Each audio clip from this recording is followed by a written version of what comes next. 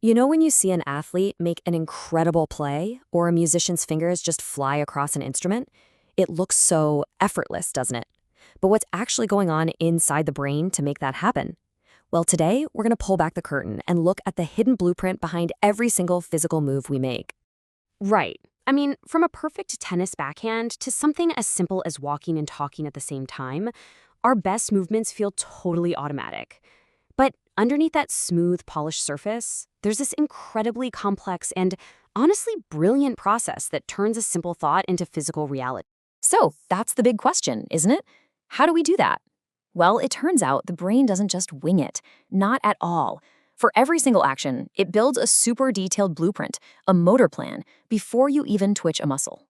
And in this explainer, we're going to break that blueprint down piece by piece. We'll look at the 4 key questions the brain has to answer.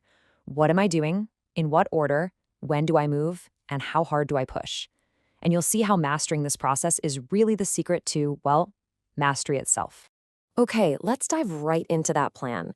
Every single voluntary movement, and I mean everything, from lifting your morning coffee to hitting a game-winning shot, it all starts with this sophisticated blueprint. This isn't magic, it's just pure neuroscience at its absolute best.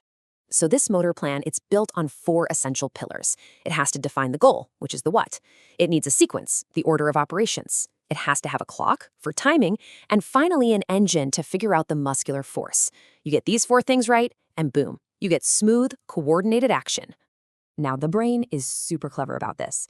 It uses a 2-part strategy. Think of it like using a GPS. First, there's feed-forward planning. That's you mapping out the whole route before you even start the car. But then, once you're on the road, you use feedback control, making all those little steering adjustments in real time to handle traffic and stay in your lane. The brain does both, constantly. All right, let's look at that first pillar, the goal. Before anything else can even happen, the brain has to answer the most fundamental question of all. Should I even do this in the first place? This is what neuroscientists call the go-no-go decision. And in a split second, your brain runs a lightning-fast cost-benefit analysis. Is grabbing that piece of cake worth it? This incredibly quick evaluation is what determines whether you even start to reach for the fork. And what makes this so amazing is how flexible it is. A goal isn't just a simple command. It's this ongoing negotiation between costs and rewards. And unlike a simple reflex, you can change your mind. You start to run for the bus, you see it pull away, and you can just stop mid-stride. That's intelligent planning in action. Okay, so the go decision is made. What's next? Well, now the brain has to figure out the right order to do things in. It has to build the sequence. Our motor system is basically organized like a company's chain of command. You've got the high-level brain areas setting the overall strategy, like return that tennis serve. Then the lower levels in the brainstem and spinal cord are like middle management, handling the nitty-gritty instructions for individual muscles. And this is where it gets really mind-blowing. Proper sequencing isn't just about the main action. Your brain actually anticipates the chain reaction of what's about to happen. For example, if you quickly raise your arm, what do you think are the very first muscles to fire? It's not in your arm, it's in your legs to brace your whole body so you don't fall over. Now that's planning ahead. On to our third pillar, the internal clock. Timing is everything, right? It governs the rhythm, the speed, the whole duration of our actions. Without it, every movement would just be a chaotic mess. So how fast is this planning process? Well, get this. Research shows it takes about 162 milliseconds for your brain to fully map out an accurate reaching movement after you see a target. That is literally faster than the blink of an eye. Now, this graph shows a fundamental rule your brain lives by. It's called the speed-accuracy trade-off. And put simply, it means the faster you try to move, the more mistakes you're going to make. Just think about trying to sign your name. If you do it really fast, it looks sloppy. Carefully, it's perfect. Your brain is always making this choice. Is it more important to be fast right now or to be accurate? You know, we all have our own internal metronome. It's called our spontaneous motor tempo. For something simple like tapping your fingers, it usually hovers around 2 beats per second. That's kind of our brain's default rhythm, but what's cool is how adaptable it is, letting us sync up with music or speech or whatever a task demands. Okay, last pillar. The blueprint has to specify the power. The engine of our plan is all about figuring out exactly how much force our muscles need to generate to get the job done. And the basic building block of that force is something called the motor unit. It's just one single neuron coming from your spinal cord and all the muscle fibers it's hooked up to. You can think of it like a single light switch that turns on a specific group of fibers.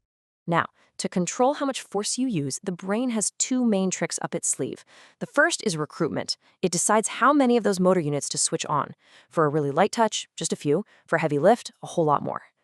The second trick is rate decoding. It changes how fast each of those switches is flicked on and off. Faster firing equals more force. It's this beautiful, efficient, dual control system. And this diagram here shows how it all comes together perfectly. See, to move your arm, one set of muscles has to fire to start the motion. That's the push. But to stop it smoothly where you want it to go, an opposing set of muscles has to fire at just the right moment to act as the brake. It's this perfectly timed dance of push and pull that allows for graceful, controlled movement. So, we have our 4 pillars: what to do, in what order, when, and with how much force. But that raises the big question: how do we go from consciously thinking through all these steps to just doing a skill, effortlessly and automatically? Well, the answer, as you might guess, is practice.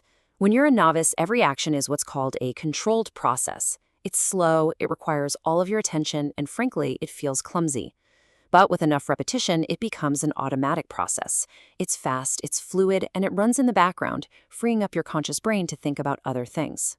And what practice does is refine every single component of this blueprint. Your goal selection gets faster and more accurate. Your sequences become smoother, more efficient. You actually get both faster and more accurate, beating that trade-off. And your control over force becomes incredibly precise. This is how expertise is built, by turning a clunky, conscious blueprint into an unconscious masterpiece. So every single action you take, every day, is a testament to this incredible system. Understanding this framework, the what, the order, the timing, and the force, it's more than just a cool science lesson. It's really the first step to thinking more deeply about how we learn, how we train, and ultimately how we achieve peak performance in anything we set our minds to.